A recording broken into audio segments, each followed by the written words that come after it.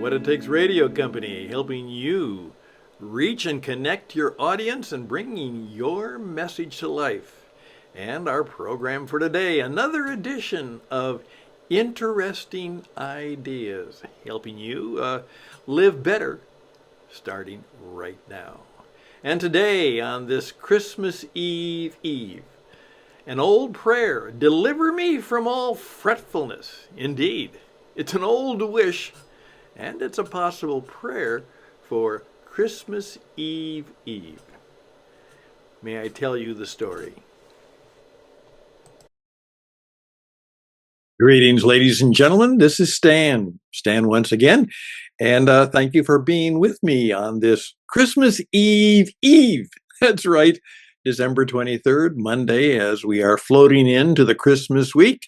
And with all of the things that happen to us or are things that we're going to do, things to get done, I thought this would be a time just to relax just a little bit and share exactly that favorite 5-word prayer that I oftentimes deliver to myself as much as to God. But I read it in an old prayer book, and it simply said this: deliver me from all fretfulness. An old-fashioned word, deliver me from all fretfulness. And so here I am in the studio. Of course, it's not a real studio, but it makes me feel like I'm kind of, powerful and have a wonderful studio. This is completely fake, but it makes me feel good just to know that that is kind of the quiet place I would like to have from time to time. And so through the fantasy of the current AI medium, I can be delivering this to you in the fantasy of a beautiful old-fashioned library. Because I am a bit old-fashioned, one time I found a hat that said, I'm old school. And I proudly wore that cap from time to time, to which my daughters would respond, Dad, you don't need a hat. We know already. Yeah, definitely I'm old school. Well, I'm trying to be ready for the Christmas time. And I came across in one of my favorite books. It's an old book. It's over 100 years old now. Some of you are very familiar with it. It's called Streams in the Desert. And it's a series of daily meditations. And so I found the one for this Christmas time, this Christmas Eve. And it just struck me as so appropriate, as so many of us are going all around and fretting and full of things we have to get done for the Christmas time. May I just share it with you? Just kind of bring it to you. And here's the way it went. We should be better. Better as Christians, better as people. If we were more alone. We should do more if we attempted less and spent more time retiring and quiet waiting upon God. The world is too much with us. We are afflicted with the idea that we are doing nothing unless we are fussily running to and fro. We do not believe in the calm retreat, the silent shade.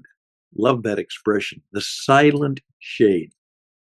As a people, we are of a very, very practical turn of mind. We believe, as someone has said, in having all of our irons in the fire. And consider the time not spent between the anvil and the fire as lost, or much the same as lost. However, yet no time is more profitably spent than that which is set apart for quiet musing. Quiet musing. For talking with God. For talking with others. For looking up to heaven. We cannot have too many of these open spaces in life. Hours in which the soul is left accessible to any sweet thought or influence it may please God to send to us. Reverie, it has been said, is the Sunday of the mind. Let us often in these days give our mind a Sunday in which it will do no manner of work, but simply lie still and look upward and spread itself out before God like Gideon's fleece to be soaked and moistened with the dews of heaven. Let there be intervals when we shall do nothing, think nothing, plan nothing, but just lay ourselves on the green lap of nature and rest a while. Time so spent is not lost time. The fisherman cannot be said to be losing time when he is mending his nets, nor the mower when he takes a few minutes to sharpen his scythe at the top of the ridge. City men and women cannot do better than follow the example of Isaac in the old Hebrew scriptures, and as often as they can, get away from the fret and fever of life into the fields. Wearied with the heat and din, the noise and bustle, take some time to commune with nature. It's a very grateful and good thing to do. It will have a calming, healing influence. A walk through the fields, a saunter by the seashore, or across the daisy-sprinkled meadows will purge your life from sordidness and make the heart beat with new joy and hope. The little cares that fretted me, I lost them. I lost them yesterday. Purge your life from sordidness and make the heart beat with new joy and hope. The little cares that fretted me. It is interesting to note that we are beginning more and more to discover that the old custom, and it's very old, that every day should have what is called a super day of rest.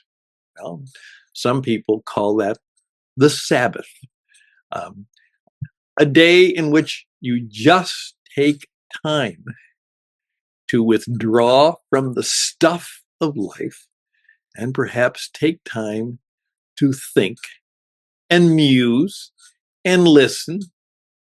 Maybe read, not necessarily for information, but for inspiration, maybe a touch of recreation. Certainly, taking time, if you are fortunate enough like me to have a little lake just down the road and just walk around it and enjoy the sights and the sounds and the trees and the birds, and then understand that that was good for me before I walked back into this, not my library, but the hard stuff of a studio, a place to work and to work hard. It's good to get out of the studio and into the study. Yeah. Out of the studio where we have to create and work, and into the study where we can give ourselves to musing. So I am fortunate enough, and at least I've been able to get a number of things done just in time, that now on this Christmas Eve and on Christmas Eve day and evening, I can take time to do a little thinking, musing, praying, listening to the music I love, and just enjoying being me, sometimes alone and sometimes with those I love, but to discover that oftentimes the time in when I'm doing nothing makes me good, and even better when I'm doing something. Just a thought. I hope this will be helpful to you. Thank you for being with us through these times of podcasting, visioning, and interesting ideas. All the best and blessings to you, because this is not just an interesting idea. You might decide and discover that it is probably one of the things that can really, really make your life even more worthwhile. Life worth living. All the best and blessings.